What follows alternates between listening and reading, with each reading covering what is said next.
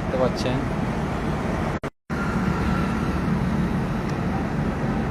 পাওয়ার পাক উঠানো হচ্ছে, দেখতে পাবেন আপনারা।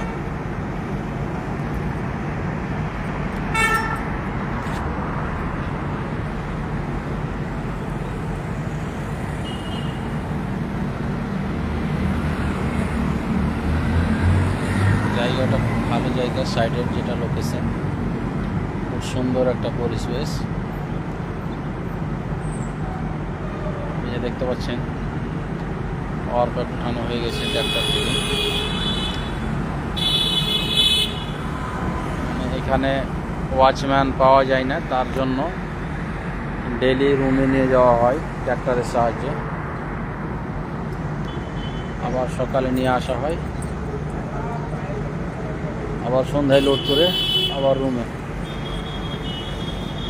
এই যে কাম চলছে,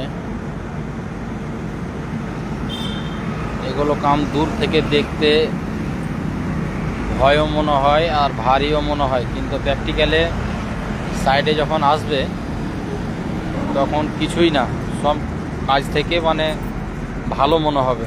যারা করছে তারা অবশ্যই জানতে পারছে। পাইপের ভিতর থেকে যে মাটিগুলো আসা হচ্ছে, মাটিগুলো যে ডাব্বার সাহায্যে উঠানো হচ্ছে। দেখো ডাব্বা পুরো লোড হয়ে গেছে,